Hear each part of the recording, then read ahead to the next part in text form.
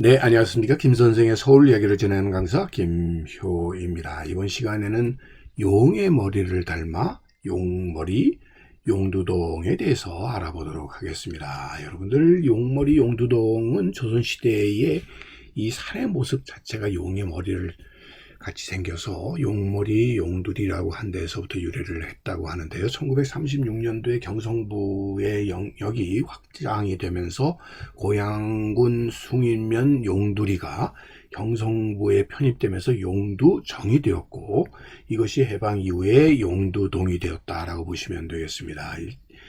이곳의 제기동, 이 용두동 접경 지역에 예전에 서울대학교 사범대학이 있었던 이 사대라고 지역이라고 불렸던 곳이 바로 이 용두동 지역이 되겠고요.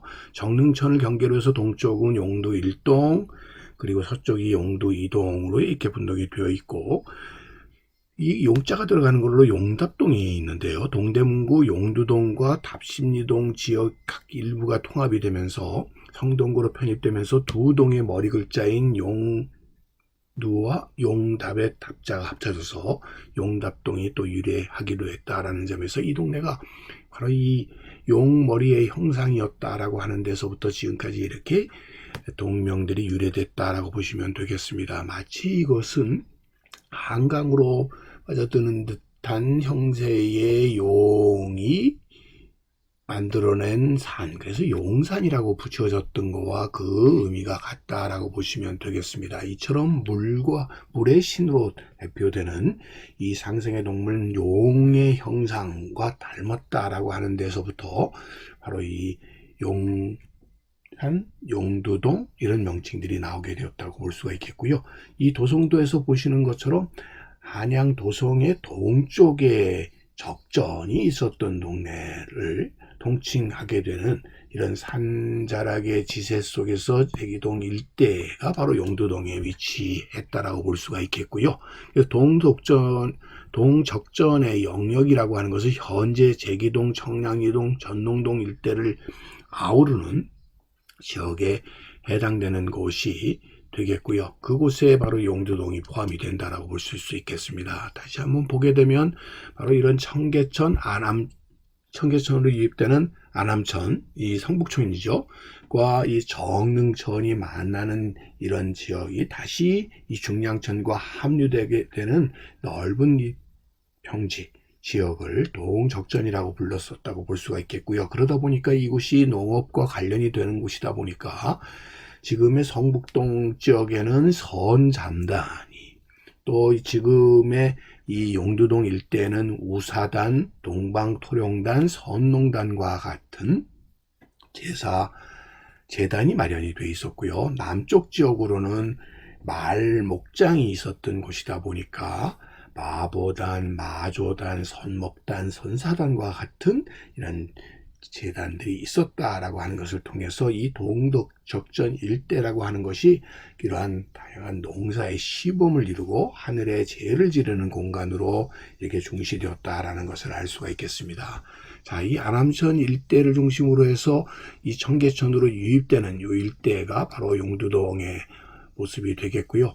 특별히 이 지역의 선농단이 지금도 그 흔적을 터를 유지하고 있는 것을 통해서 바로 이 제기동과 용두동 이 일대에 선농단이 마련이 되어 있었고, 그곳에 바로 지금의 용두동이 자리 잡고 있었다라고 보시면 되겠습니다. 이 선농단의 모습이 되겠고요.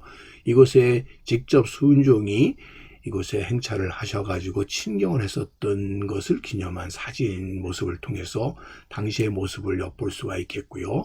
그 지역을 중심으로 해서 이 지도를 보게 되면은 지금 여러분들 성동역이 지금 청량역으로 옮겨갔습니다만 경춘선이 나갔던 이 지역이 제기동 일대가 되겠고, 또 한편으로는 이 경원선 중심이 되었었던 청량리역 중심을 하는 오늘날의 이런 기본적인 토대가 이 시기에 갖춰지게 되었고, 지금 이 경성여자사범학교가 있었던 자리가 나중에는 사대로, 서울 사대 자리로 이렇게 바뀌게 되었다라고 보시면 되겠고, 결국 이 동적전이 있었던 지역에 많은 오늘날 학교들이 들어서게 되면서 대학 교육의 중심 지역으로 오늘날은 이렇게 변화되게 된 기틀이 바로 이 동덕전 일대였었다라고 보시면 되겠고요. 용두동 일대에 바로 이 서울 사대가 있었다라고 보시면 되겠습니다. 오늘날의 선농단과 역사, 문화관의 모습을 통해서 지금은 다 택지로 바뀌어버리게 되었지만 지금은 그 당시만 하더라도 넓은 농토에 있었다라고 보시면 되겠고요. 1936년에 확장이 되게 되면서 이 일대가 서울역으로 편입이 되게 되었다라고 보시면 되겠습니다. 자, 이 정릉천을 지금은 이것이 이 위로 모습을 달리하고 있습니다만은 이 용두동 일대의 당시의 정릉천의 모습이 되겠고요. 지금의 용두동의 기초가 만들어지게 되는 당시의 모습들이 되겠는데, 특별히 이 지역이 농사와 관련되는 지역이었고 농사가 많이 이루어지는 지역이다 보니까 한양 도성 내에서 생산이 되었던 바로 이런 인분들이 이곳에 옮겨와서 비료가 되게 되었던 곳이기도 하고, 그러다 보니까 당시 1930년대 이후에 이곳에 기동차가 운행을 해서 저 뚝섬 지역으로 운행을 할 즈음에는 이 용두동 일대 지역에는 이 서울에서 나오는 분뇨가 모이는 분뇨 처리장이 자리 잡고 있어서 지금 비유단교 건너편에 이 용두동 일대의 분뇨 처리장이 예전에는 있었다라고 볼 수가 있겠는데요.